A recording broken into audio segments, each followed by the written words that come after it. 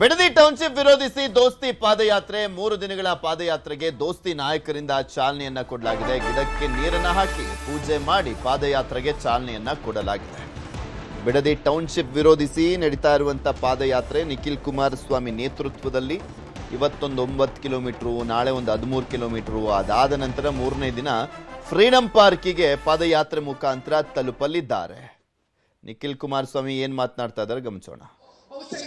ಸ್ಪಷ್ಟವಾದಂತಹ ಒಂದು ಉದಾಹರಣೆ ನಮ್ಮ ಕಣ್ಣ ಮುಂದೆ ಕಾಣಲಿಕ್ಕೆ ಸಾಧ್ಯ ಇಲ್ಲ. ಕಳೆದ 3-4 ವಾರದಿಂದ ಸಮಿತಿ ರಚನೆ ಮಾಡಕ್ಕಾಗಲಿಲ್ಲ. ಯಾವಾಗ ಪಾದಯಾತ್ರೆ ದಿನಾಂಕ ಘೋಷಣೆ, ಯಾವಾಗ ಫ್ರೀಡಂ ಪಾರ್ಕ್ ವರೆಗೂ ರೈತರು ರೊಚ್ಚಿಗೆದ್ದಿದ್ದಾರೆ, ಯಾವಾಗ ಈ ಭಾಗದ 4 ಜನ ಶಾಸಕರು, ವಿಶೇಷವಾಗಿ ಈ ವಿಧಾನಸಭಾ ಕ್ಷೇತ್ರದ ಶಾಸಕರು ಮಂಜಣ್ಣ ಅವರಿಗೆ ಮಂತ್ರಿಗಳಾಗಿದ್ದಾರೆ, ಇವತ್ತು ನಾವು ಅದಕ್ಕೆ ಸ್ವಾಗತ ಮಾಡ್ತೇವೆ. ಅವ್ರಿಗೆ ಅವಕಾಶ ಸಿಕ್ಕಿದ ಒಳ್ಳೆ ಕೆಲಸ ಮಾಡಿ. ಆದರೆ ಇಲ್ಲಿಯವರೆಗೂ ಕೂಡ 500ಕ್ಕೂ ಹೆಚ್ಚು ದಿನಗಳ ಕಾಲ ರೈತಾಪಿ ವರ್ಗ ಬೀದಿಲಿ ಕೂತಿದೆ, ನೋವಲ್ಲಿದ್ದಾರೆ, ಸಂಕಷ್ಟದಲ್ಲಿದ್ದಾರೆ. ಒಬ್ಬರಾದ್ರೂ ಬಂದು ಅವ್ರ ಸಂಕಷ್ಟವನ್ನು ಆಲಿಸತಕ್ಕಂಥ ಪ್ರಯತ್ನ ಮಾಡಿದ್ರ?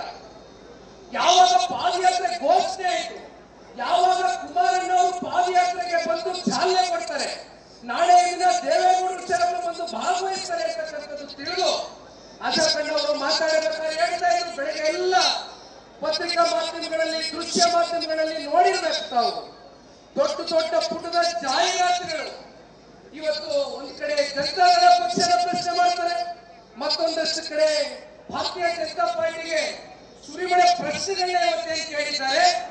ಇಂಥ ಪ್ರಶ್ನೆಗಳಿಗೆ ನೀವು ಉತ್ತರ ಕೊಡಬೇಕಾಗಿರ್ತಕ್ಕಂಥದ್ದು ಇಲ್ಲಿರ್ತಕ್ಕಂಥ ರೈತರಿಗೆ. ಸ್ವಾಮಿ ದಯವಿಟ್ಟು ತಿರುಗಿ ನೋಡಿ, ಪೆನ್ ಕೇಳಿದ್ರಿ, ಪೇಪರ್ ಕೇಳಿದ್ರಿ, ಯಾತಕ್ಕೋಸ್ಕರ ಪೆನ್ನು ಪೇಪರ್ ಇಸ್ಕೊಂಡ್ರಿ? ಇಲ್ಲಿ ಹೊಸದಾಗಿ ಇವತ್ತೊಂದು ನಿವೃತ್ತ ನ್ಯಾಯಮೂರ್ತಿಗಳ ಒಂದು ಸಮಿತಿ ರಚನೆ ಮಾಡಿದ್ದೀರಲ್ಲ, ಇನ್ನು 30 ದಿನದಲ್ಲಿ ವರದಿ ಕೊಡಬೇಕು ಅಂತ ಹೇಳ್ತಾ ಇದ್ದೀರಲ್ಲ, ಇವತ್ತೇ ನಿಂತ್ಕೊಂಡು ಹೇಳ್ಬೋದಲ್ವ ನಾವು ನೀವು ವರದಿನಲ್ಲಿ ಏನ್ ತಯಾರಾಗುತ್ತೆ ಅನ್ನೋದು ಸಂಶಯ ಇದೆಯಾದ್ರು ಯಾರ ಪರವಾದಂತ ವರದಿ ತಯಾರು ಮಾಡಬಹುದು? ಸರ್ಕಾರದ ಅನುಕೂಲಕ್ಕೆ ವರದಿ ತಯಾರಾಗುತ್ತೆ, ಅದರಲ್ಲಿ ಯಾವುದೇ ಸಂಶಯ ಇಲ್ಲ.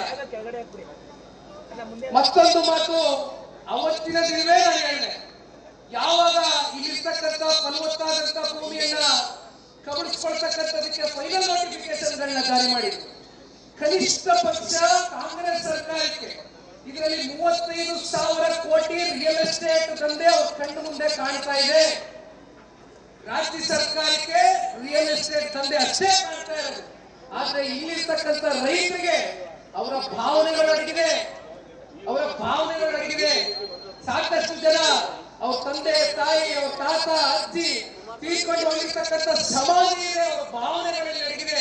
ನಿಮಗೆ ಇದು ಒಂದು ರಿಯಲ್ ಎಸ್ಟೇಟ್ ಪ್ರಾಜೆಕ್ಟ್ ಅಷ್ಟೇ, ಆದ್ರೆ ಇದು ರೈತರ ಬದುಕಿನ ಪ್ರಶ್ನೆ, ರೈತರ ಎದೆ ಮೇಲೆ ಮರಣ ಶಾಸನವನ್ನ ಬರೀತಕ್ಕಂಥ ಈ ರಾಜ್ಯ ಸರ್ಕಾರದ ಪತನಕ್ಕೆ ಬಹುಶಃ ಇವತ್ತಿನ ಪಾದಯಾತ್ರೆ ಏನ್ ಪ್ರಾರಂಭ ಆಗಿದೆ, ಅದಕ್ಕೆ ಶಂಕುಸ್ಥಾಪನೆಯನ್ನು ಮಾಡ್ತಕ್ಕಂಥದಕ್ಕೆ ತಾವೆಲ್ಲರೂ ಕೂಡ ಸನ್ಮಾನ್ಯ ಕುಮಾರಣ್ಣ ಅವರ ಒಂದು ಆಶೀರ್ವಾದದಲ್ಲಿ, ಸನ್ಮಾನ್ಯ ದೇವೇಗೌಡ ಅವರ ಮಾರ್ಗದರ್ಶನದಲ್ಲಿ ಇವತ್ತು ನಾವು ನೀವೆಲ್ಲರೂ ನಡೀಬೇಕಾಗಿದೆ. ಇದು ಯಾವುದೇ ಒಂದು ರಾಜಕೀಯದ ಲಾಭ ನಷ್ಟದ ಲೆಕ್ಕಾಚಾರಕ್ಕೋಸ್ಕರ ಇವತ್ತು ನಾವು ಈ ಪಾದಯಾತ್ರೆಯನ್ನು ಮಾಡ್ತಾ ಇಲ್ಲ. ಬಹಳ ಸ್ಪಷ್ಟವಾಗಿ ಹೇಳ್ತೇವೆ, ಕಾರಣ ಸನ್ಮಾನ್ಯ ಕುಮಾರಣ್ಣ ಅವರ, ಸನ್ಮಾನ್ಯ ದೇವೇಗೌಡ ಸಾಹೇಬರನ್ನ 4 ದಶಕಗಳಿಂದ ಈ ಭಾಗದ ಜಿಲ್ಲೆಯ ಜನತೆ ಪಾಪ ಇರ್ತಕ್ಕಂಥವ್ರು ಹೇಳ್ತಾ ಇರ್ತಾರೆ, ನಾವು ಜಿಲ್ಲೆ ಹುಟ್ಟಿದೀವಿ ಅಂತಕ್ಕಂಥ. ಯಾರು ಎಲ್ಲಿ ಹುಟ್ಟಬೇಕು, ಯಾವಾಗ ಈ ಭೂಮಿ ಬಿಟ್ಟೋಗ್ಬೇಕು ಅಂತಕ್ಕಂಥದ್ದು ಭಗವಂತ ತೀರ್ಮಾನ ಮಾಡ್ತಾರೆ, ಅದು ನಮ್ಮ ಕೈಯಲ್ಲಿಲ್ಲ. ಆದ್ರೆ ಯಾವುದೋ ಒಂದು ಋಣಾನುಬಂಧ, ಯಾವ ಭಗವಂತ ಕುಮಾರಣ್ಣನಿಗೆ ರಾಮನಗರ ಜಿಲ್ಲೆಯಿಂದ ಅವರು ರಾಜಕೀಯವನ್ನ ಪ್ರವೇಶ ಮಾಡ್ತಾರೆ, ರಾಜಕೀಯವನ್ನ ಪ್ರಾರಂಭ ಮಾಡ್ತಾರೆ. ಇಂಥ ಒಂದು ಪುಣ್ಯ ಜಿಲ್ಲೆಯಲ್ಲಿ ನಮ್ಗೆ ರಾಜಕೀಯವಾಗಷ್ಟೇ ಅಲ್ಲ, ವೈಯಕ್ತಿಕವಾಗಿ ನೀವುಗಳು ನಮ್ಮನ್ನ ನೋಡ್ತಕ್ಕಂಥ ರೀತಿ, ಕೊಡ್ತಕ್ಕಂಥ ಗೌರವ, ಈಗೆಲ್ಲವನ್ನ ನೋಡಿದಾಗ ಇವತ್ತು ನಿಖಿಲ್ ಕುಮಾರಸ್ವಾಮಿ ಕುಟುಂಬದ ಒಬ್ಬ ಕುಡಿಯಾಗಿ, ದೇವೇಗೌಡ ಸಾಹೇಬರ ಮೊಮ್ಮಗನಾಗಿ, ಕುಮಾರಣ್ಣ ಅವರ ಮಗನಾಗಿ ನನ್ನ ಒಂದು ಜವಾಬ್ದಾರಿಯ ಒಂದು ಅರಿವು ನನಗಿದೆ. ಅದನ್ನ ನಾನು ಅರ್ಥಕೊಂಡಿದ್ದೇನೆ ಬಹಳ ಚೆನ್ನಾಗಿ. ಇವತ್ತು ನಾನು ಮಾತುಕತೆ ಕೊಟ್ಟಿದ್ದೆ, ಕುಮಾರಣ್ಣ ಅವರು ನನಗೆ ಮೊದಲನೇ ದಿನವೇ ಹೇಳಿದ್ರು, ಕುಮಾರಣ್ಣ ಅವರು ಕಳೆದ ವರ್ಷ ಜೂನ್ ತಿಂಗಳಲ್ಲಿ ಬಂದಿತ್ತು ಮೊದಲು, ಅದಾದ 1 ತಿಂಗಳ ನಂತರ ನಾನು ಬಂದೆ. ಹಲವಾರು ಬಾರಿ ಬಂದಿದ್ದೇವೆ, ಹಲವಾರು ಬಾರಿ ಹೆಚ್ಚು ಕಮ್ಮಿ ನಾವು 11 ಕಿಲೋಮೀಟರ್ ಬೈಲಮಂಗಲದಲ್ಲಿ ಒಂದು ಪಾದಯಾತ್ರೆಯನ್ನ ಮಾಡಿದ್ದೇವೆ. ವಾಸ್ತವ ಸ್ಥಿತಿಯನ್ನ ಹಚ್ಕೊಳ್ಳೋಣ, ನಡೀರಿ ಬಂದಣ ಹೋಗೋಣ. ಹೇಗಿದೆ ವಾಸ್ತವ ಸ್ಥಿತಿ ಅಂತಕ್ಕಂಥದ್ದು? ಹೆಚ್ಚು ಕಮ್ಮಿ 6 ಲಕ್ಷ ಲೀಟರ್ ಬೆಂಗಳೂರಿಗೆ ಇವತ್ತು ಹಾಲನ್ನ ಸರಬರಾಜು ಮಾಡ್ತಾ ಇದ್ದೀರಿ. ರೇಷ್ಮೆ ಬೆಳಿತೀರಿ, ತೆಂಗಿದೆ, ಮಾವಿದೆ, 10 ಲಕ್ಷಕ್ಕೂ ಹೆಚ್ಚು ಗಿಡ ಮರಗಳ ಮಾರಣ ಹೋಮವನ್ನ ಇವತ್ತು ಮಾಡ್ತಕ್ಕಂಥದಕ್ಕೆ ಸರ್ಕಾರ ಪ್ರಯತ್ನ ಪಡ್ತಾ ಇದೆ.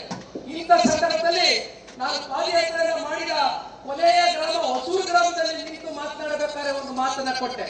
ಅದು ಕುಮಾರಣ್ಣ ಅವರು ನನಗೊಂದು ಮಾತನ್ನ ಹೇಳಿ, ನೋಡಪ್ಪ ಇರ್ತಕ್ಕಂಥ ರೈತರಿಗೆ ನನ್ನ ಪರವಾಗಿ ನೀವು ಒಂದು ವಿಚಾರವನ್ನ ಮುಟ್ಟಿಸಿದ ಅಂತ ಹೇಳಿದಂತ ವಿಚಾರ, ಕಾನೂನಿನ ಹೋರಾಟಕ್ಕೆ ಯಾವುದೇ ನೀವು ತೊಂದರೆ ತಗೊಳಕ್ ಹೋಗಬೇಡಿ, ನಿಮ್ಮ ಜೊತೆಯಲ್ಲಿ ನಾವು ಬಿಗಿಯಾಗಿ ನಿಲ್ತೇವೆ ಅಂತಕ್ಕಂಥದನ್ನ ಕುಮಾರಣ್ಣ ಅವರು ಕೊಟ್ಟಂತ ನನಗೆ ಆ ಒಂದು ಮಾತೇನಿತ್ತು ಅದನ್ನ ನನ್ನ ಮೂಲಕ ನಿಮ್ಮೆಲ್ಲರಿಗೂ ಕೂಡ ಒಂದು ಮಾತನ್ನ ಹೊಸೂರು ಗ್ರಾಮದಲ್ಲಿ ನಾನು ಕಡೆಯ ಗ್ರಾಮದಲ್ಲಿ ಭಾಷಣ ಮಾಡಿದಾಗ ಹೇಳಿದೆ.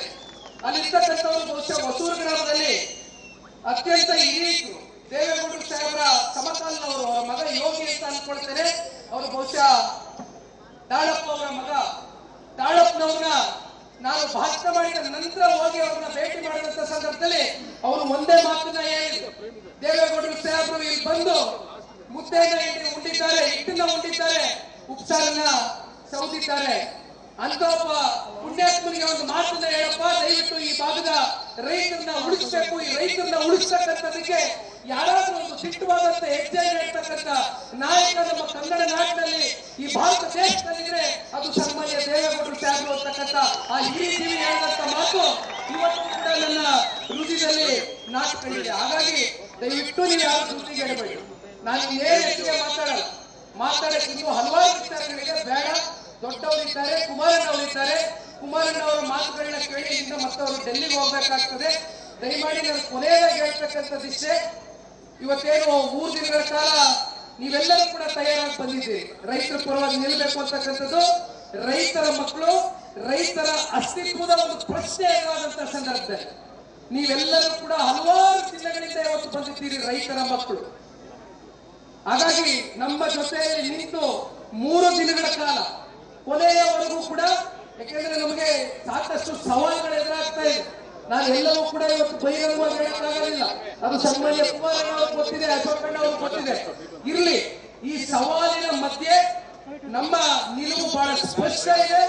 ರೈತರ ಅವರ ಭೂಮಿಯನ್ನ ಉಳಿಸ್ಕೊಡೋವರೆಗೂ, ಕೊನೆಯ ಉಸಿರಿನವರೆಗೂ ಕೂಡ ಸನ್ಮಾನ್ಯ ದೇವೇಗೌಡರ ಸಾಹೇಬರ ಕುಟುಂಬ ರೈತರ ಜೊತೆಯಲ್ಲಿ ಅತ್ಯಂತ ಬಿಗಿಯಾಗಿ ನಿಲ್ತೇವೆ. ಜೊತೆಯಲ್ಲಿ ಯಾವ ಒಬ್ಬ ರೈತ ಕಟ್ಟ ಕಡೆಯ ರೈತನಿಗೆ ಅನ್ಯಾಯ ಆಗ್ತಾ ಇದೆ ಅಂತಕ್ಕಂಥದ್ದು ಕೂಗು ಕೇಳಿದಂತ ಸಂದರ್ಭದಲ್ಲಿ ಅದು ಒಬ್ಬ ಇರಲಿ ಇಬ್ಬ ಇರಲಿ ನಿಮ್ಮ ಜೊತೆಯಲ್ಲಿ ನಿಂತ್ಕೊಳ್ತಕ್ಕಂಥ ಪ್ರಾಮಾಣಿಕ ಕೆಲಸವನ್ನ ಮಾಡ್ತೇವೆ ಅಂತ ಹೇಳ್ತಾ, ಕೊನೆಗಾಗಿ ನಿನ್ನೆ ದಿನ ನೀವು ನೋಡಿರ್ಬೋದು ಒಂದಷ್ಟು ಟಿವಿ ಮಾಧ್ಯಮಗಳಲ್ಲಿ ಎಷ್ಟೋ 117 ಕೋಟಿ GBDಯಿಂದ ಹಣ ಈಗಾಗಲೇ ತಗೊಂಡಿದ್ದಾರೆ ರೈತರು. ಎಷ್ಟು ಫೈನಲ್ ನೋಟಿಫಿಕೇಶನ್? 5,500 ಎಕರೆ, 5,500 ಎಕರೆಗೆ ಕನಿಷ್ಠ ಪಕ್ಷ 2,000 ಜನ ರೈತರು. ಒಂದು ಎಕರೆ ಎಷ್ಟು ನಿಗದಿ ಮಾಡಿದ್ದೀರಿ? 2 ಕೋಟಿನ 2.5 ಕೋಟಿನ ಎಷ್ಟಾಯ್ತು? 50 ಜನ ರೈತರು ಅಷ್ಟೇ. ಇವತ್ತು ನೀವೇನಾದ್ರೂ ಹೇಳ್ತಾ ಇದ್ದೀರಲ್ಲ GBDಯಲ್ಲಿ ಕಾಂಪನ್ಸೇಷನ್ ಹಣ ತಗೊಂಡಿದ್ದಾರೆ ಅಂತ, 2,000 ರೈತರಲ್ಲಿ ಅಂದ್ರೆ 5,500 ಎಕರೆಗೆ ನಾನು ಹೇಳ್ತಾರೆ, ಕೇವಲ 50 ಜನ ರೈತರಲ್ವ ತಗೊಂಡಿರೋದು ಹಣ? ಮಿಕ್ಕಂತವ್ರು ತಗೊಂಡಿದಾರ? ಆಯ್ತು, ನೀವು ಇವತ್ತು ಹಣ ಕೊಡ್ತೀರಿ ಅನ್ನೋದಾದ್ರೆ ಎಕರೆಗೆ 2 ಕೋಟಿ ನೀವೇ ನಿಗದಿ ಮಾಡಿದ್ದೀರಿ. ನಿಮ್ಮ ಖಾತೆಯಲ್ಲಿ ದುಡ್ಡಿದೆಯಾ? 5,500 ಕೋಟಿಗೆ 11,000 ಕೋಟಿ, 5,500 ಎಕರೆಗೆ 11,000 ಕೋಟಿ ಇವತ್ತು ನಿಮ್ಮಲ್ಲಿ ದುಡ್ಡಿರ್ಬೇಕು ನಿಮ್ಮ ಖಾತೆನಲ್ಲಿ. ತೋರಿಸಿ ದಯವಿಟ್ಟು ಅದನ್ನ ಬಹಿರಂಗಪಡಿಸಿ. ಅದನ್ನ ಆಗುತ್ತಾ ನಿಮ್ಮ ಕೈಲಿ, ಸರ್ಕಾರದ ಕೈಲಿ? ಬೇಡ, ನಾನು ಮಾತನಾಡ್ತಕ್ಕಂಥದ್ದು ಇನ್ನೂ ವಿಚಾರಗಳಿದೆ, ನಾಳೆಯೂ ಮಾತನಾಡ್ತೇನೆ. ಮಾನ್ಯ ದೇವೇಗೌಡ ಸಾಹೇಬರು ಬರ್ತಾರೆ, ಕುಮಾರಣ್ಣ ಅವರಿಗೆ. ನಿಖಿಲ್ ಕುಮಾರಸ್ವಾಮಿ ಅವರಿಗೆ, ನಿಖಿಲ್ ಅವರಿಗೆ ಧನ್ಯವಾದಗಳು. ಈಗ ತಮ್ಮನ್ನೆಲ್ಲ ಉದ್ದೇಶಿಸಿ ಈ ನಾಡಿನ ಮುಖ್ಯಮಂತ್ರಿಗಳಾಗಿ ಇವತ್ತು ಕೇಂದ್ರದಲ್ಲಿ ಪ್ರಭಾವಿ ಸಚಿವರಾಗಿ ಕೆಲಸ ನಿರ್ವಹಿಸ್ತಾ ಇರ್ತಕ್ಕಂಥ ಕುಮಾರ್ ಅವರು ಮಾತನಾಡ್ತಾರೆ. ಯಾಕೆ ನಾನು ಪ್ರಭಾವಿ ಅಂತ ಬಳಸ್ತೆ ಅಂದ್ರೆ, ಪಾಪ ನಮ್ಮ ಜಿಲ್ಲೆಯವರೆಲ್ಲ ಹೆಸರಿಸ್ತಾರಂತೆ. ನಮ್ಮ ಜಿಲ್ಲೆಯವ್ರಿಗೆ ನಾವು ಮುಖ್ಯಮಂತ್ರಿ ಆಗ್ಬಿಟ್ಟಿದೀವಿ, ಇವತ್ತು ನಾನು ಮಂತ್ರಿ ಆಗ್ಬಿಟ್ಟಿದೀವಿ, ನೀವೇನಾದ್ರೂ ನಮ್ಮ ಜೊತೆ ಬರಲಿಲ್ಲ, ನಮ್ಮ ಕೇಳಿಲ್ಲ ಅಂದ್ರೆ ನೀವು ಸುಮ್ಮನೆ ಬಿಡೋದಿಲ್ಲ ಅಂತೇಳಿ ಧಮಕಿ ಕೊಡ್ತಾರೆ. ಅಯ್ಯೋ ಸ್ವಾಮಿ, 94ರಲ್ಲೇ ಈ ರಾಮನಗರ ಜಿಲ್ಲೆ ಜನ, ಈ ರಾಮನಗರ ವಿಧಾನಸಭಾ ಕ್ಷೇತ್ರದ ಜನ ಅದರಲ್ಲೂ ಎಷ್ಟಲ್ಲಿ 94ರಲ್ಲೇ ದೇವೇಗೌಡರನ್ನ ಮುಖ್ಯಮಂತ್ರಿ ಆಗಿ ನೋಡಿ, 96ರಲ್ಲಿ ಪ್ರಧಾನಮಂತ್ರಿ ನೋಡಿ, 2006ರಲ್ಲಿ ಕುಮಾರಣ್ಣ ಮುಖ್ಯಮಂತ್ರಿ ನೋಡಿ, 2018ರಲ್ಲಿ ಮತ್ತೆ ಕುಮಾರಣ್ಣನ ಮುಖ್ಯಮಂತ್ರಿ ನೋಡಿ, ಇವತ್ತು ಕೇಂದ್ರ ಸಚಿವರು. ಇವತ್ತವರೆಗೂ ಯಾರು ಇಷ್ಟು ದೊಡ್ಡ ಖಾತೆಯ ಸಚಿವರು ಈ ರಾಜ್ಯದಲ್ಲಿ, ಕೇಂದ್ರದಲ್ಲಿ, ಈ ರಾಜ್ಯದಲ್ಲಿ ಯಾರು ಕೂಡ ಪ್ರತಿನಿಧಿಸಿಲ್ಲ. ಅದೇನೋ ಪ್ರತಿನಿಧಿಸಿದ್ರೆ ಅದು ಏಕೈಕ ಕುಮಾರಣ್ಣ ಅಂತ ನಾವು ಯಾರು ಕೂಡ ಮರೆಯಲಿಲ್ಲ. ನಮ್ಮನ್ನೆಲ್ಲ ನೋಡಾಗಿದೆ ಸ್ವಾಮಿ. ಅದಕ್ಕೋಸ್ಕರ ನಿಮ್ ಧಮಕಿಗೆ ಯಾರು ಜನ ಎದುರಲ್ಲ. ಹಾಗೆ ಕುಮಾರಣ್ಣವರು ತಮ್ಮನ್ನೆಲ್ಲ ಉದ್ದೇಶಿಸಿ ಮಾತನಾಡುತ್ತಾರೆ.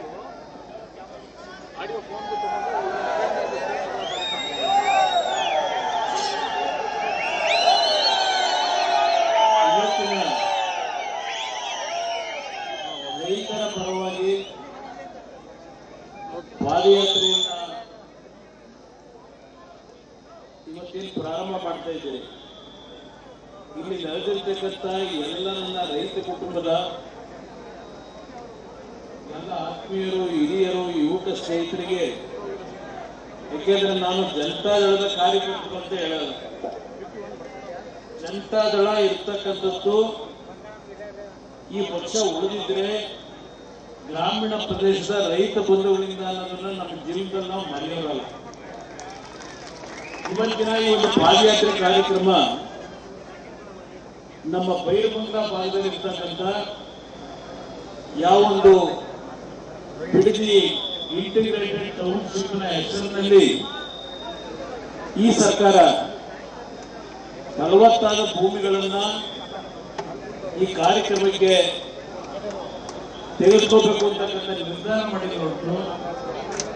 ಪ್ರಥಮವಾಗಿ ಈ ಒಂದು ಭಾಗದ ಸುಮಾರು 150ಕ್ಕೂ ಹೆಚ್ಚಿನ ಜನ ನನ್ನ ಇರತಕ್ಕಂಥ ನಮ್ಮ ತೋಟಕ್ಕೆ ಒಂದು ನಿಮ್ಮ ಬೆಂಬಲವನ್ನು ನಮಗೆ ನೀಡಬೇಕು, ಇವತ್ತು ನಮ್ಮ ರೈತರನ್ನ ಬೀದಿಗೆ ತರಲಿಕ್ಕೆ ಹೊರಟಿದ್ದಾರೆ ಅಂತಕ್ಕಂಥ ಮೇಲೆ ನಾನು ನಿಮ್ಮ ಜೊತೆ ಇದ್ದೇನೆ, ಧೈರ್ಯವಾಗಿ ನಿಮ್ಮ ಹೋರಾಟ ಮುಂದುವರಿಸಿ ಅಂತಕ್ಕಂಥದ್ದನ್ನ ಹೇಳಿದ್ದೆ. ಇವತ್ತು ನಾನು ಈ ಭಾಗದ ರೈತರಿಗಷ್ಟೇ ಅಲ್ಲ, ವಿಶೇಷವಾಗಿ ರೈತ ಕುಟುಂಬದ ನನ್ನ ಸಹೋದರಿಯರು, ತಾಯಂದಿರು ನಿರಂತರವಾಗಿ 516 ದಿನಗಳ ಕಾಲ ಯಾವುದೇ ರೀತಿಯ ಬೆದರಿಕೆಗಳಿಗೆ, ಯಾವುದೇ ರೀತಿಯ ಒಂದು ವಿಕೋಪದಲ್ಲಿ, ಇಲ್ಲಿ ಮಳೆ ಆದಾಗ, ಬಿಸಿಲಿದ್ದಾಗ ಯಾವುದನ್ನು ಲೆಕ್ಕಿಸದೆ ನಿರಂತರವಾಗಿ ನನ್ನ ತಾಯಂದಿರು ಇಲ್ಲಿ ಹೋರಾಟ ಮಾಡಿದ್ದೀರಿ. ಪ್ರಥಮವಾಗಿ ನಿಮ್ಮ ಹೋರಾಟಕ್ಕೆ ನನ್ನ ವಿಶೇಷವಾಗಿ ನನ್ನ ಸಹೋದರಿಯರು, ತಾಯಂದಿರು ಈ ಭಾಗದಲ್ಲಿ ಇದ್ದೀರಿ. ನಿಮ್ಮ ಒಂದು ಕುಟುಂಬದ ಆಸ್ತಿಗಳನ್ನು ಉಳಿಸ್ಕೋಬೇಕು ಅಂತ ಹೇಳಿ